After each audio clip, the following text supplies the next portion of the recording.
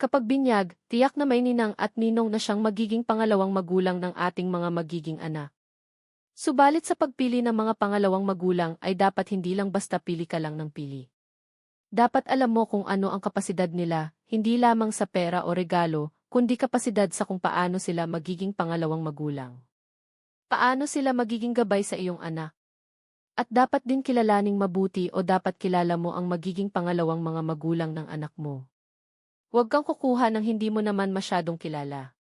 Ako nga po pala si Maria at sa kasalukuyang taon ay ako ay 68 taong gulang na.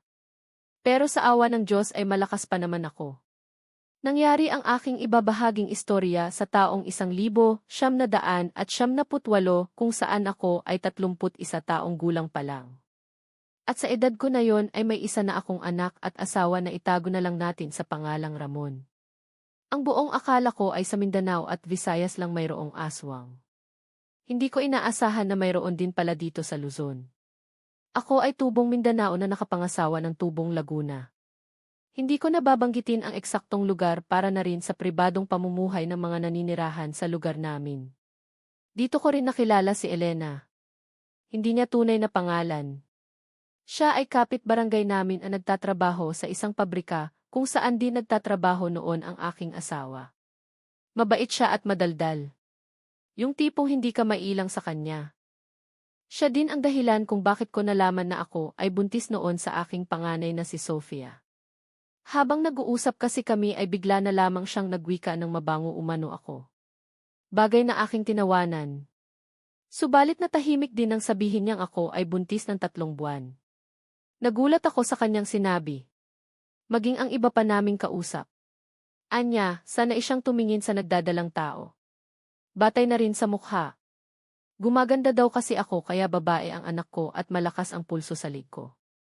Nang mabalitaan ang aking asawa na si Ramon, ang aking pagdadalang tao, sa una naming magiging anak ay tuwang-tuwa siya. Ilang taon din kaming nagsama sa iisang bubong. Subalit ngayon lamang kami nagkaroon ng anak na para sa amin ay isa ng napakalaking biyaya. Nagtataka ako noon sa kumari ko na yon dahil sa tuwing nagkikita kami ay palagi niyang sinasabi na napakabango ko daw. Para daw umanong hinog na lang ka ang aking halimuyak. Sumapit ang 7 buwan ng aking pagbubuntis nang magkita kami ng kumari ko. Pinatigil na rin ako ni Ramon sa pagtatrabaho sa karinderya para ako ay makapagpahinga at matutukan ko ang aking pagbubuntis. Patungo ako sa palengke kasama ang kapatid ni Ramon na kapitbahay lang din namin. Mabait kasi ang pamilya ni Ramon kaya maswerte na rin ako. Habang naglalakad kami ay biglang sumakit ang tiyan ko dahilan para mapahinto ako sa paglalakad. Nagulat din ang kapatid ni Ramon nang mamilipit ako sa sakit. Kinabahan ako dahil baka manganak ako ng kulang sa buwan. Nanalangin pa ako na sana ay huwag naman dahil ayaw kong magkaroon ng kapansanan ng aking magiging anak. Habang nasa ganoon akong tagpo ay may dumaan na isang matanda na sumaklolo din sa amin. At pareho kaming nagulat ng kapatid ni Ramon ng kanyang sabihin na sinusundan ako ng aswang. Napakunot ang aking noo nang marinig yon. Nag-iisip pa ako na may aswang din ba sa Luzon. Sa pagkakaalam ko'y nasa Mindanao ito kadalasan at mas marami sa Visayas dahil isa ang Bisaya sa tahanan ng mga urban legend at mga kwentong katatakutan. Sinabi niyang maupo muna ako sa gilid kung saan may maliit na plaza. Pinaupo niya ako sa isang upuan na naroroon at pinakalma. May kinuha siyang langis na aking ikinagulat. Anya, huwag umano akong mag-alala dahil ang langis umano na yon ay pangakalma sa bata. Maya-maya pa'y muli akong namilipit sa sakit. Napakalikot ng aking anak. Narinig ko pa siyang nagwika na tila ba kinakausap ang aking anak habang pinapahid ang langis. Anya, huwag umano akong pahirapan dahil nasasaktan umano ako. Sinabi din niya na sa pamamagitan ng langis ay hindi na umano maaamoy ng aswang ang baby ko. Pagkatapos niya pahiran ang tiyan ko ay kumalma na ang anak ko. Hindi na siya naglilikot. Anang matanda, nasa paligid lang ang aswang na sumusunod sa akin. Inabot niya sa akin ang langis. Sabi niya, sa tuwing aalis ako ay ipahid ko yon para hindi maamoy ng aswang ipinagbubuntis ko. Dahil para umano sa aswang ay isang napakabangong halimuyak ang mga buntis para sa kanila. Maihahalin tulad ang amoy ng buntis sa hinog na langka o naman kaya ibulaklak ng sampagita para sa mga aswang.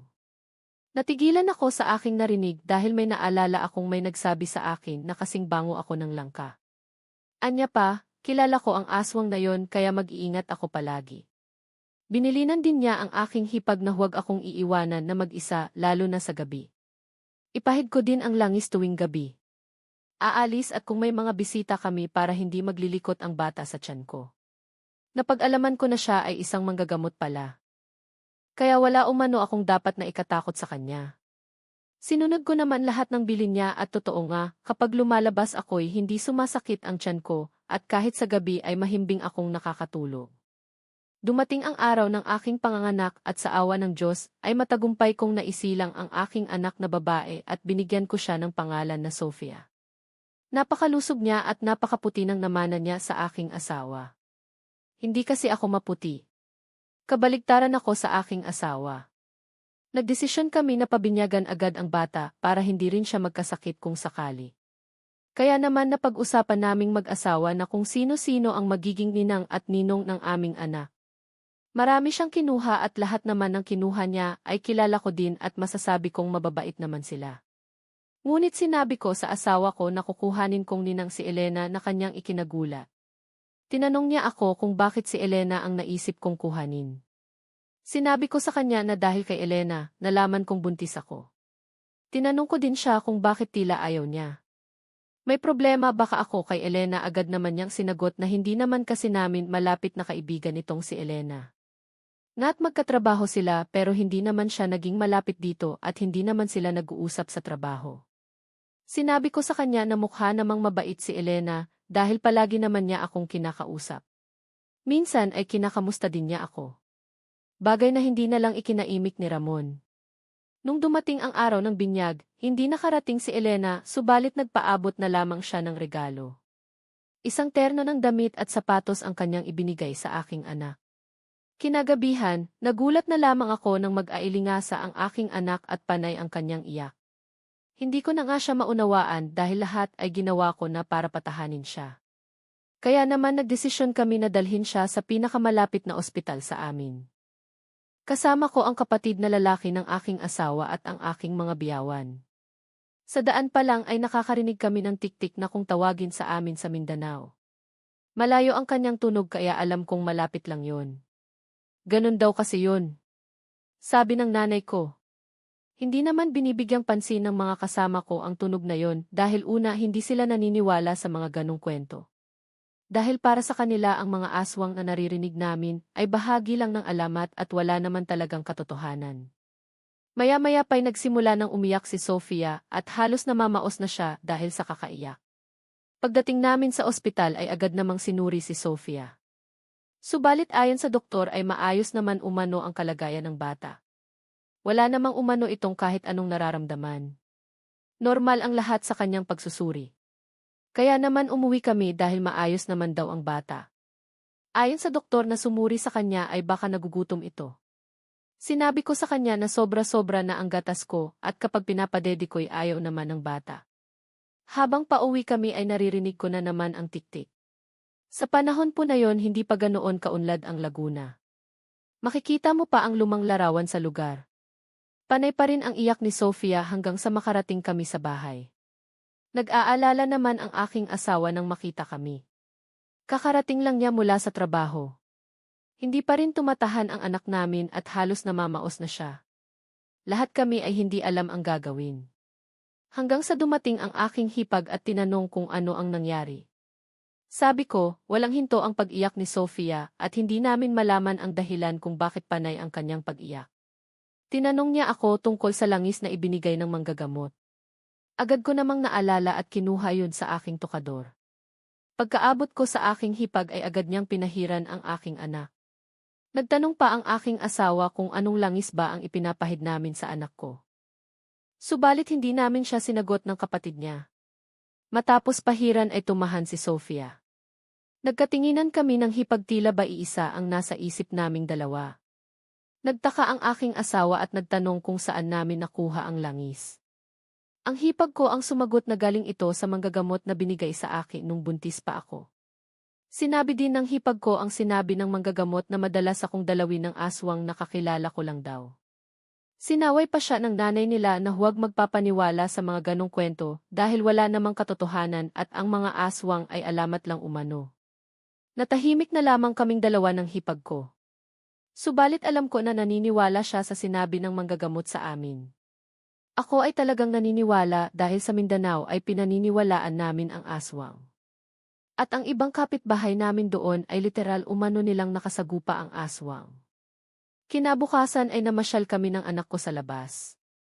Pinapainitan ko lang din siya dahil mahalaga din umano yun. Nakalimutan ko siyang pahiran ng langis dahil nagmamadali din ako sapagkat mamaya ay mawawala na ang bitamina ng araw. Nasa ganoon akong tagpo ng dumaan ang aking kumari. Sawari ko'y papasok na ito sa trabaho. Tinawag niya ako dahilan para ikalingon ko sa kanya. Napangiti naman ako habang papalapit siya. Habang siya ay matamang nakatingin sa kanyang inaanak.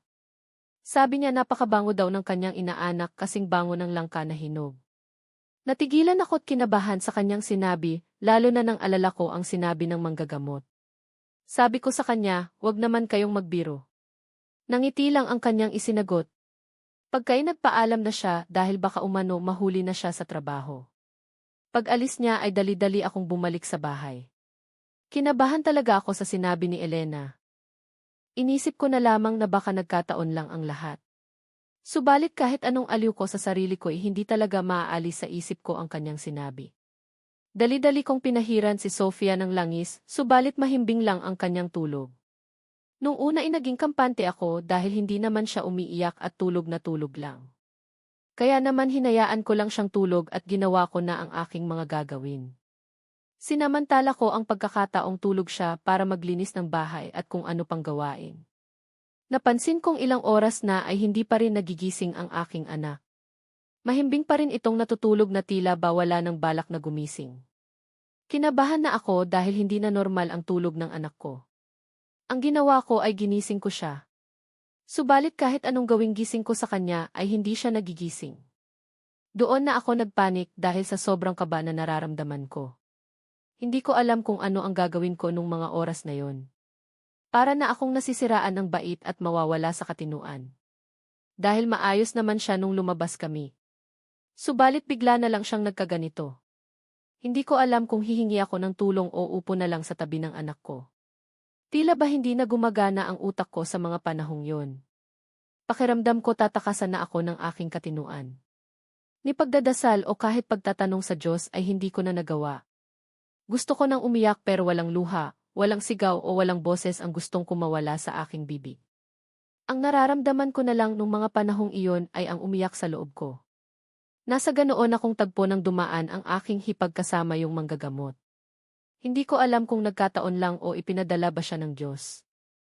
Naabutan nila akong nakatulala habang hawak ko ang aking anak. Agad akong nilapitan ng hipag ko at tinanong kung ano ang nangyayari. Naririnig ko siya ngunit hindi ako makapagsalita. Halos ayaw bumuka ang aking mga labi nung panahong yon. Inutos ng manggagamot na kuhanin ang bata sa akin. Ayaw ko pasang bitawan subalit kinuha ng hipag ko. Agad akong hinawakan ng manggagamot sa sikmura at tinalian niya ng puting tela. Tila may binulong siya sa akin na isang uri ng dasal na agad kong ikinasigaw. Bumulwak ako sa pag-iyak na akala mo isang linggong luha ang hindi ko nailabas. Agad na dumulog ang aking mga biyawan at nagtanong kung ano ang nangyayari. Narinig ko na lamang na sinabi ng manggagamot na kung hindi ako naagapan ay mawawala na ako sa katinuan. Agad ding hinawakan ng manggagamot ang anak ko at sinabi niyang hindi ito ang aking anak. Pinalitan umano ng aswang. Nakakilala ko lang at nasa kanya ang tunay na sanggol. Nagalit ang aking mga biyawan sa sinabi ng manggagamot. Natahimik lamang sila nang sila itanungi ng manggagamot kung may pagmamahal ba sila sa kanilang apo. Kung gusto umano naming mabawi ang tunay na sanggol ay hayaan siyang bawiin ito kahit wala ng bayad. Sinabi naman ng hipag ko na magbabayad kami ng sapat basta mabawi lang ang kanyang pamangkin. Nang medyo makabawi na ako ay tinanong ako ng manggagamot kung ano ang nangyari. Sinabi ko sa kanya ang lahat ng nangyari bago hindi na magising ang aking anak. Nasa ganoon kaming tagpo nang dumating ang aking asawa. Ayon pa sa kanya, may nakapagsabi umano na kapitbahay ni Elena aking anak na dala-dala ng aming kumari. Napatayo ako at sinabi sa manggagamot na tulungan kami kahit pa magbayad kami ng napakalaki. Ngunit sinabi ng manggagamot na kahit hindi kami magbayad ay tutulong siya. Sinabi niya sa amin na aswang si Elena at ito ang tinutukoy niyang aswang na kakilala ko. Sabi pa niya, "Huwag umano naming ililibing yung batang nasa amin dahil yun ang kanyang hinihintay bago kainin ang sanggol." Sa sinabi ng manggagamot ay para na talaga akong mawawala ng malay. Kaya sinabihan niya akong kontrolin ko ang aking nararamdaman dahil babawiin pa umano namin ang aking anak. Lakasan ko umano ang aking loob at magtiwala sa itaas na mapagtagumpayan namin ang aming pagpawi. Bilang isang ina, totoo ngang magagawa mo ang lahat para sa iyong anak. Wala ngang magulang na kayang tiisin ang kanilang mga anak.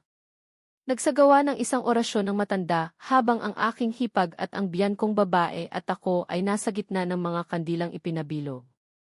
Kalungkalong ko ang aking anak na ayon pa sa manggagamot ay hindi ko totoong anak. Habang ang biyan kong lalaki, bayaw ko at ang asawa ko't manggagamot ay tutungo sa bahay ni Elena.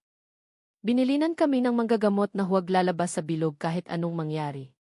Kung sakaling magbukas ang pinto at may makita kaming kahit sinong nilalang o tao na kakilala namin ay huwag na huwag kaming lalabas o aalis sa bilog na kanyang ginawa. Dahil baka maaaring aswang ito na nagkukunwaring ibang tao. Maya-maya pa'y umalis na sila para puntahan umano ang aking kumaring aswang na dinukot ang aking anak. Hindi ko alam kung ilang oras na ang nakalipas pero naririnig namin ang tiktik sa itaas ng aming bubo. Parang malayo ang tunog nito kaya alam kong napakalapit lang nito.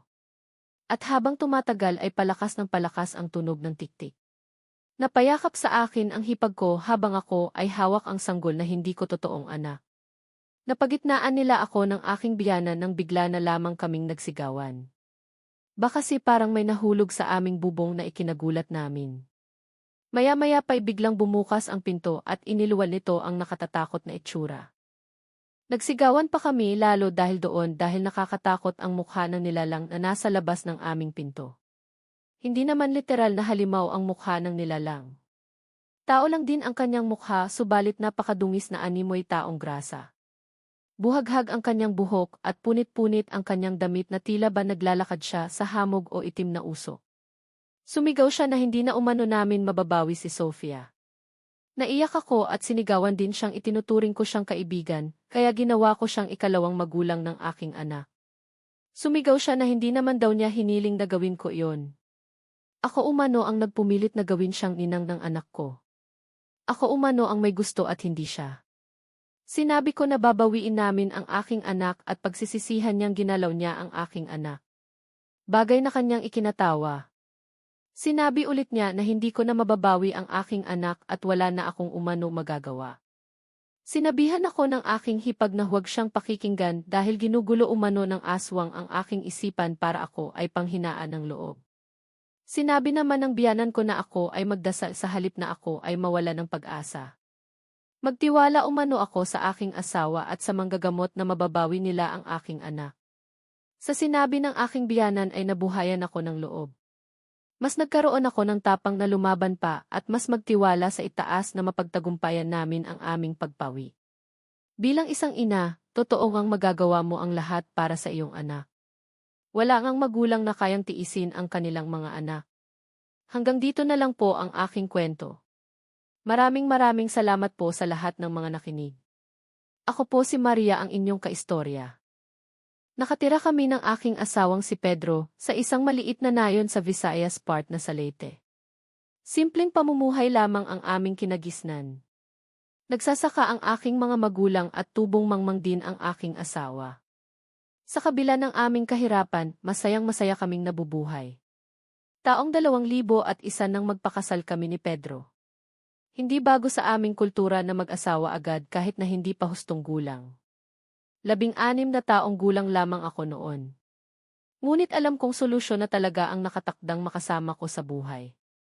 Napamahal agad ako sa kanyang katapatan sa akin at madaling nagkasundo ang aming mga magulang hinggil sa aming pag-iisang dibdib. Makaraan ng 4 na taon nagdalang tao ako. Kabigo ang manatiling matagumpay ang aming unang 2 sinubukang magbuntis. Kung kaya't nang malaman namin nagdadalang tao na ako. Hindi mailarawan kung gaano ang tuwa na nadarama namin. Nag-ambagan ang aming mga pamilya na ipunin ang aming mga ipon upang makabili kami ng sariling lupain, kung saan maitatayo ang aming pansariling tahanan para sa malapit ng magiging sanggol namin. Subalit sa dahilang hindi namin ito magawang gampanan, napagdesisyon namin ni Pedro na magtayo kami ng pansamantalang kubo sa lupa ng kanyang mga magulang kung saan kami pansamantalang titira, habang hinihintay ang pagdating ng aming panganay. Mahirap man pero kakayanin natin ito habang nag-ipon tayo para sa kinabukasan ng ating pamilya. Sabi ni Pedro sa akin nang makita niyang kabado ako sa sitwasyon naming kinakaharap. Sa totoo lang, may pagkukulang ang sarili naming handog na tirahan sapagkat ginawa lamang ito sa mga materyales na natagpuan ni Pedro sa paligid. Yari ang dingding nito sa nipa. Samantalang pawid naman ang bubong. Hindi lamang basta mababaw dahil na rin sa malalim na pagmamahal namin sa isa't isa. Subalit hindi maikakaila na hindi ito sapat upang maprotektahan kami sa sakuna katulad ng bagyo. Higit lalo na bilang nagdadalang tao ako kung kaya't mas madaling maapektuhan ang aking kalusugan. Gayunpaman, nagpapasalamat ako sa aking asawa dahil sa kabila ng kakulangan ay dekalibre pa rin ang materyales na gamit niya. At kahit pa sa gitna ng aming kahirapan, hindi niya ipinapakita ang anumang pagkainip o pagrereklamo. Sa halip, mas pinipilit pa niyang maging masigla sa harap ko upang hindi ako mag-alala. Sa sandaling matapos ang paggawa ng kubo, dali-dali akong naglilimpa at nag-ayos ng aming improvised na higaan mula sa mga banig at unan na nagdaan na sa iba't ibang kamag-anak. Pilit kong ginawang komportable at kumpleto ang kubo na tinitirahan namin alang-alang sa magiging supling namin. Naghahangad din akong maisilang ito ng ligtas matapos ang dalawang insidente ng pagkakalaglag noong nakaraang mga taon. Nagsimula lamang ang lahat ng hindi magandang pangyayari ng gabing iyon. Isang maaliwanag na umaga nang pumunta ang aking ina upang dalawin ako sa aming pansamantalang tirahan. Kagaya ng karaniwan, dinala niya ang ilang supply ng pagkain para sa akin at kalakip nito ang ilan sa aking mga paboritong prutas. Kumusta na ang aking apo? Masigla ba? Tanong kaagad ni ina habang niyayakap ako ng mahigpit. Ayos lang naman po kami ni baby. Kanina pa nga po siya gumagalaw ng bahagya eh. Sagot ko habang hinihimas ang aking tiyan. Napangiti naman si ina sa aking sinabi. Buti naman ingatan mo ang sarili mo ha. Delikado pa ang panahong ito para sa mga buntis tulad mo. Tumango lang ako bilang tugon sa kanya. Alam kong may katotohanan sa sinasabi niya. Hindi biro ang magdadalang tao sa gitna ng kahirapan. Lalo na't wala akong sapat na akses sa mga gamot kung sakaling kailanganin ko ito. Inalo ko si ina ng mainom habang kami ay nagkukwentuhan. Sa gitna ng aming pag-uusap, bigla ko siyang naitanong. Nakakatakot po ba talaga ang mga aswang ina? Naman. Pero huwag kang matakot masyado dahil nandito naman ako para protektahan ka at higit sa lahat narito ang poong may kapal na laging nagbabantay sa atin. Sa puntong yon tila naalala ni ina na may dala pala siyang bagay para sa akin. Mula sa kanyang bayong ay inilabas niya ang isang nakabalot na supot. Para sa iyo to wika niya pamproteksyon laban sa masasamang elemento tulad ng aswang. Nang buksan ko ang supot, nakita kong puno ito ng mga sariwang dahon ng kalamansi. Ilagay mo yan sa paligid ng bahay niyo. Sabi kasi nila kagaya ng bunga at sanga ng kalamansi, mabisang pangontra ang mga dahon nito sa masasamang nilalang. Talaga po. Hindi ko po alam yun ah. Nako, maraming salamat po sa impormasyon at regalo ina. Napangiti naman ulit si ina sa akin bago tumayo at nagpaalam. May mga gawaing bahay pa kasi siyang dapat gampanan. Matapos siyang umalis, napag-isipan kong sundin ang payo niya. Isinabit at ipinaskil ko ang mga dahon ng kalamansi sa paligid ng aming kubo. Habang abala ako sa gawaing iyon, bigla kong naalala ang misteryosong babaeng nakangiting dumaan noon sa harapan namin ni ina. Hindi ko man maipaliwanag pero may kung anong kakaibang pakiramdam na pumupuno sa akin tuwing naaalala ko ang mukha ng babae.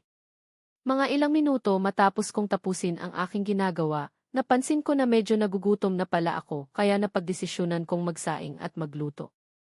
Habang hinihintay lumambot ang bigas, napaisip ako sa sinabi ni ina tungkol sa kapangyarihan ng mga dahon ng kalamansi bilang proteksyon mula sa masasamang elemento. Kaya pala masasabing prutas na may katalinuhan ang kalamansi dahil bukod sa masarap at mabisa itong gamot, Nagagamit din ang bawat parte nito para sa kabutihan ng tao. Kung kaya't kulang-kulang ang aking pag-iisip sa mga nakakalat na dahon na aking inilagay kanina. Nang malambot na ang kanin at handa ng kainin, naikwento ko kay Pedro ang binigay sa akin ni Ina nang siya'y umuwi ng gabi mula sa trabaho. Natuwa siyang makarinig na may dagdag na proteksyon na kami mula sa masasamang elemento. Buti na lang at may ganitong klaseng panlaban sa aswang, diba? Masayang sabi niya habang pinupunasan ng pawis sa kanyang noo gamit ang kanyang panyo. Nakakatakot din naman kasi talaga yung mga yan, lalo na kung gabi at nasa dilim. Sana hindi na sila makalapit sa atin. Tumango lang ako sa sinabi niya. Basta lagi tayong mag-iingat. Tugon ko. Nagpatuloy kaming kumain. Nang matapos kaming kumain, ibinaba ni Pedro ang pinggan namin sa lababo at tumulong din siya sa paghugas ng mga plato. Sa gitna ng aming gawain, bigla niyang natanong habang nakatingin sa labas ng bintana. Ano kayang reaksyon ng mga aswang pag nakita o naamoy nila yung mga dahon ng kalamansing yan? Hindi ko rin alam eh. Tulad ng sabi ni Ina, mukhang effective naman daw yan base sa obserbasyon ng mga matatanda. Ngumiti si Pedro. Sana nga interesado naman akong makitang mag-react kung masunog man lamang yung mga aswang na yon pag naamoy nila yung kalamansi. Biro niya sabay tawa. Tumawa na lamang din ako bilang tugon. Mukhang maganda nga sigurong panoorin ang gayong eksena kung mangyayari man. Matapos naming linisin ang mga pinagkainan, nagpahinga na kami dahil pagod na si Pedro sa maghapon sa pagsasaka. Maya-maya pa ay mahimbing na ang aming pagtulog. Mapayapa kaming natutulog ng gabing yon nang biglang nagising ako dahil sa malakas na tunog ng pagbukas ng pinto. Dali-dali kong binitawan ang unan at napatingin sa aking asawa. Humahangos ito at namumutla. Halatang pagod na pagod. Bakit, Pedro? Anong nangyayari sa'yo? Tanong ko habang sinusubukang paupuin siya sa tabi ko. May na-encounter akong bagay sa daan pa uwi. Melee. Hingal niyang sagot. Akala ko aswang nahaharang at sasakmal sa akin. Dahil sa sinabi niya, naalarma ako bigla. Ha? Talaga? Ano ba yung nakita mo? Isang napakalaking asong nakatayo at tumataas ang balahibo nito. Nagbabaga rin ang mga mata kaya mukhang aswang Patuloy na kwento ni Pedro. Unti-unti na siyang nakakahinga ng maayos at nakabawi na rin sa kaputlaan ng kanyang mukha. Buti na lamang at naisipan kong tumakbo palayo kaya sa harapin yon. Wala akong dalang sandata kaya malamang ay hindi ako ubra. Samantala, nanginginig naman ako sa takot sa narinig. Hindi ko maiwasang isipin kung ano na ang maaaring mangyari kung sakaling napagdesisyonan kong lumabas ng bahay ng gabing yon. Siguradong hindi ko rin makakayanang makipaglaban kung sakaling may humarang din sa akin. Habang nag-uusap kami ni Pedro ay biglang may narinig kaming mahinang tunog sa labas ng aming kubo. Parang may tumatakbo o kumikilos sa paligid nito. Napatigil kami pareho sa narinig. Nagkatinginan pa kami ni Pedro. Sa tingin niya, maaaring sinundan siya nung nakita niyang nilalang pauwi rito. Dahil sa takot, napabalikwas ako sa higaan at dumungao sa bintana upang tingnan kung ano ang nangyayari sa labas. Subalit dahil sa dilim ng gabi, hindi ko makita kung ano man. Bumalik lamang ang pakiramdam ng ligalig sa dibdib ko. Maya-maya pa, tumayo si Pedro mula sa tabi ko at sinuot ang kanyang sapatos. Saan ka pupunta? Gulat kong tanong. Titignan ko lang kung ano yung gumagalaw sa labas. Babantayan muna kita. Tugon niya bago lumabas ng pintuan at dumiretso sa labas. Sa gitna ng aking pangambang damdamin, dali-dali akong dumungaw ulit sa bintana upang masubaybayan si Pedro. Nanatiling nakatayo siya sa labas at tumitingin sa magkabilang direksyon. Makalipas ang ilang saglit ay bigla siyang napasigaw. Sa puntong yon nataranta na talaga ako. Hindi ko maiwasang kabahan para sa kaligtasan ni Pedro. Napatingin ako sa direksyon na turo niya at nakita ko nga ang napakalaking itim na pusa na nakatayo sa hindi kalayuan. Nanginginig ang buo kong katawan dahil sa takot sa nakita ko. Ito na siguro ang tinutukoy niyang aswang kanina. Dali-dali kong sinigawan si Pedro. Sa halip na pumasok siya ay nilapitan pa niya ito. Akma na sanang sasakmalin ang pusa si Pedro nang bigla itong umiyak at hindi karaniwang tunog ng pusa ang umalingaungaw. Boses iyon ng isang babae. Natigilan kaming pareho ni Pedro. Lumingon siya at tumango sa akin. Senyales na narinig niya rin ang hindi pangkaraniwang boses mula sa hayop. Nanatiling nakatayo lamang siya sa harapan nito. Bakit ka nandito? Narinig kong tanong ni Pedro. Sagutin mo ako kung ayaw mong bugbugin kita rito. Banta pa niya. Sandali pang umiiyak ang pusa bago dahan-dahang tumakbo palayo at tuluyang naglaho sa dilim ng gabi. Tila nag-alinlangan pang lumabas ulit si Pedro matapos ang nangyari. Pinagmasdan pa niya sandali ang paligid bago pumasok muli sa loob ng aming tahanan. Grabe, totoo nga yata sinasabi nilang nagkakaroon ng anyo ang mga aswang. Ano? Wika niya habang pinupunasan ng pawis sa noo gamit ang kanyang panyo. Tumango lang ako sa kanya nananatiling nanginginig. Buti na lang at hindi ka nasaktan. Natakot talaga ako para sa iyo eh. Hinawakan niya ang aking balikat. Huwag kang matakot. Nandito lang ako. Umiti ako ng bahagya bilang pasasalamat sa kanya. Bagamat nakakatakot ang naganap, salamat na rin dahil hindi kami napinsala ng malubha. Sana nga huwag na itong babalik pa sa aming tahanan. Sa gabing yon, muli na namang nanaig ang antok dahil sa pagod. Isang mahimbing na pagkakatulog ang sumunod matapos ang nakakatakot na pangyayari. Kinabukasan, dumalaw muli ang aking ina upang bisitahin kami ni Pedro. Ikinuwento ko sa kanya ang tungkol sa nangyari kagabi. Sa una ay nag-aalala si ina. Subalit nang malamang ligtas naman kaming dalawa ni Pedro, ay kaunti siyang napanatag. Ingat kayo palagi ha. Lagi kong dadalhin ang mga dahon ng kalamansi bilang proteksyon nyo. Tinanong ko siya kung anong reaksyon ang pinapakita ng mga aswang sa mga dahon. Sagot ni ina base daw sa karanasan ng mga nakatatanda. Kapag naamoy ng mga masasamang nilalang ang kalamansi ay para silang nasusunog kaya agad silang tumatakbo palayo. Nang maintindihan ko ito, napangiti ako. Kaya pala kagabi, nung nilabas ko yung mga dahong ibinigay nyo, natakot yung aswang at umalis, tumango si ina. Posibleng ganoon nga ang nangyari. Mabuti na lang at naprotektahan kayo ni Pedro. Nga po eh. Salamat talaga sa tulong nyo, ina. Nakangiting sabi ko, walang anuman yon basta mag-iingat kayo palagi. Paalala muli niya bago nagpaalam at umuwi sa kanila. Kinagabihan, muli na namang lumabas si Pedro upang tignan ang paligid. Makalipas ang ilang kakatwang tunog na narinig namin sa labas. Sa pagkakataong ito ay saktong may nakita siyang lubhang itim na pusang nakatayo at nakatingin sa aming bahay. Pareho ba yan sa nakita mo kagabi? Tanong ko mula sa loob. Tumango si Pedro. Tinawag niya ito at pinalapit dahil nais ding sigurong subukang ipagtanggol ang aming tahanan. Pero bago pa man tuluyang makalapit ito ay dumampot ako ng ilang dahon ng kalamansi at isinaboy sa labas ng bintana. Yun ang sandaling muling narinig namin ni Pedro ang pamilyar na boses na nagdurusang babae mula sa hayop. Tila umiingit at umaatungal ito habang nagpupumiglas. Maya-maya ay dahan-dahan itong tumakbo palayo hanggang sa tuluyang nawala sa aming paningin. Napangangananga na lamang kami pareho ni Pedro sa nakita. Nagkatinginan kami at halos sabay na napatawa. Wala talagang kasinungalingan yung sinasabi ni ina. Wika ni Pedro. Sobrang effective na mga dahong yon.